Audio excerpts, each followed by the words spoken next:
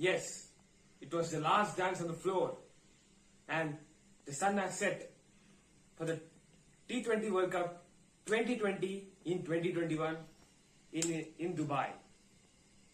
Yes, united by jerseys, divided by teams. Same day, last month, the Super Kings of Chennai won the IPL. And of course, yesterday, in the T20 World Cup, the mighty Australians won the Kiwis in their own fashion. They dictated their terms in this game. So, coming into this tournament, the Australians weren't talked about for the first time in an ICC event. Their players were missing out, the on and off field situations.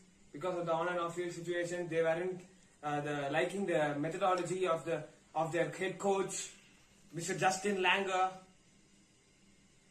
So players like big names, Glenn Maxwell, then Steve Smith, Pat Cummins were missing in the series against Bangladesh and West Indies. They were pummeled by the West Indies and Bangladesh. And whoever made the decision, whether the coach or the captain Aaron Finch, to send Mitch Marsh at number 3, hats off to you. And again, the way Mitchell Starc was pummeled by Kane Williamson, moving across the crease, using the crease, going outside the off stump, using his wrist. We often see Asian batters have very good wrist, but a batter from New Zealand, from those conditions, to use the wrist and play a bowler like a Mitchell Starc for a boundary, that was a classical innings.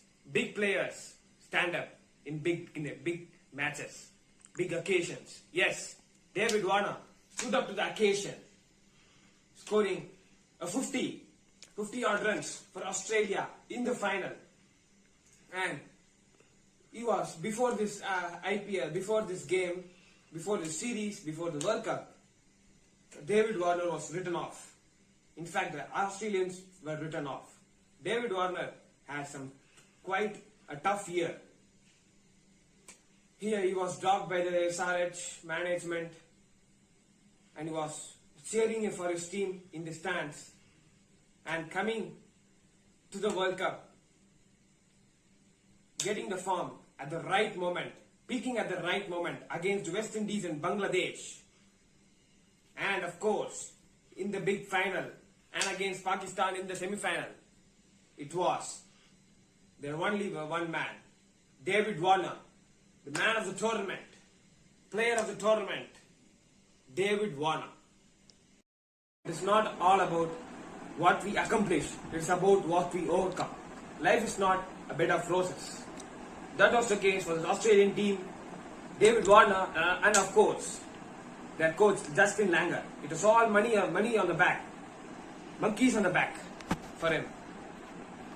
There was a lot of noise around his coaching methodology. As he said earlier, he lost 2 test series against India in Australia, and there was news about him getting sacked.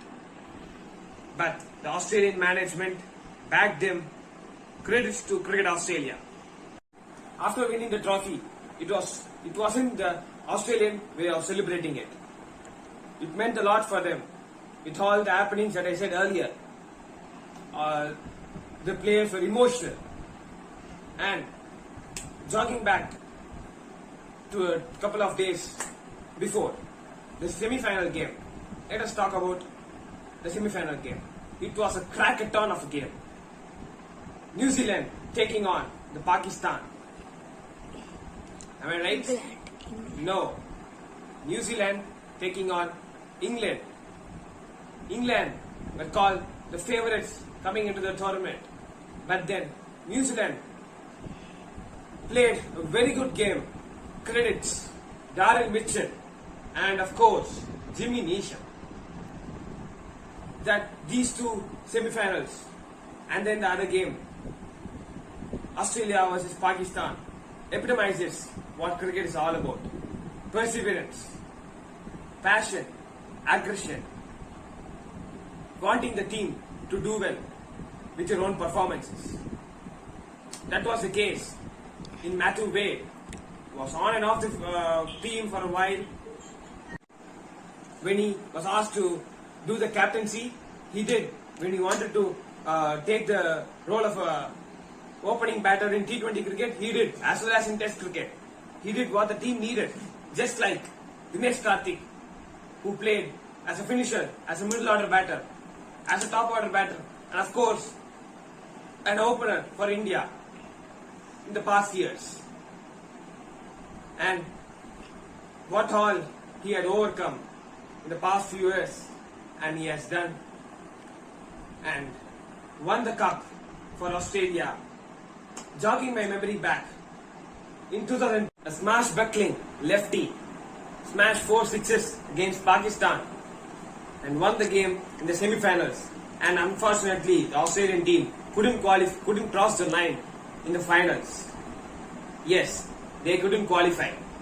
That was a very good World Cup as few years for us, and there's a lot coming.